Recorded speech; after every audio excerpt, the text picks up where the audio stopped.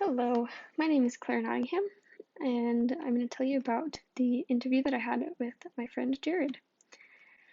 So, Jared is a Navajo man.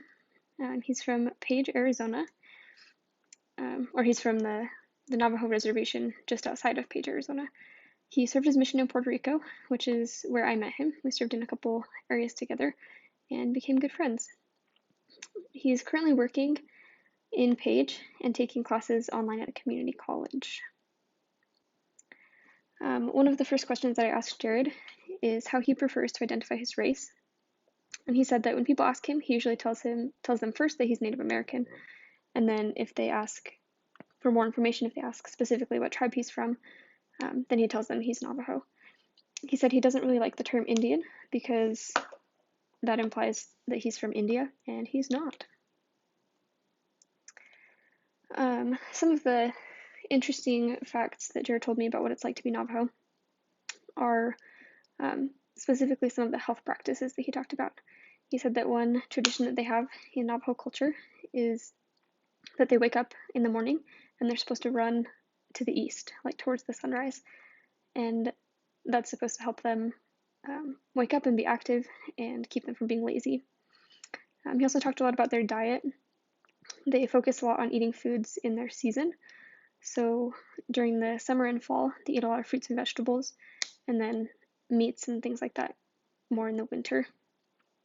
He also talked about fry bread, which is a pretty stereotypical Native American food.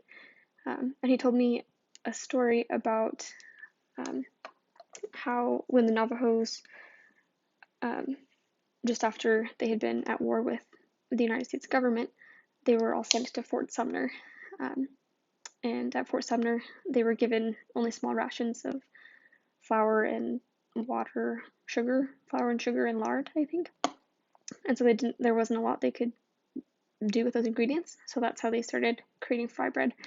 And he talked about how that has created a lot of health problems in his culture. He said if you're eating fry bread for breakfast, lunch, and dinner, you're basically inducing diabetes, which is one of the greatest health concerns among the Navajo population. He also talked about some of the important values that he has in his culture, and he wasn't sure if these necessarily came from being Native American or being Navajo, or just from the location, the geography of where he grew up. But he talked about harmony with nature and the importance of livestock and valuing water. I asked him what some cultural and racial barriers were that he had seen in his life. And he said that living in a border town between the reservation and the city of Page, word spreads really fast. So any negative interaction between the Native Americans and the police or anything like that just spreads really fast. And people build negative opinions of the other side really quickly, even when there's not a whole lot of foundation for it. He talked about healthcare as well, being pretty poor on the reservation, but also in the city of Page, and just not having a lot of access to healthcare, as well as poor quality, and needing to travel pretty far distances if you had more serious conditions. He said that he generally does feel a need to integrate into Western culture.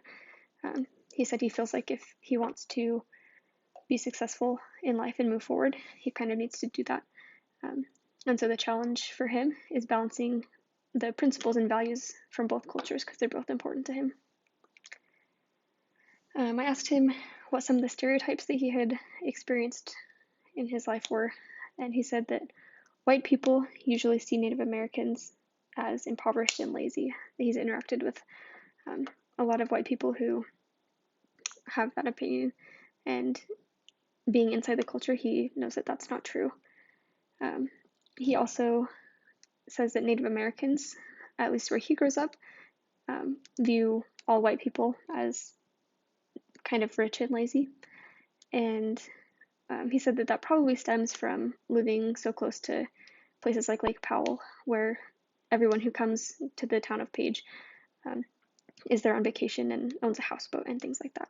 So that's just kind of the view that they've developed. One of my favorite things that Jared talked about was the importance of his culture. He said that his culture is what defines him. It's important because it makes him unique and gives him a better outlook on life. And I just thought it was such a great opportunity to talk with Jared and learn about his culture and why it's important to him and what I can learn as a future healthcare provider as far as understanding and interacting with people of the Navajo culture and various other cultures as well.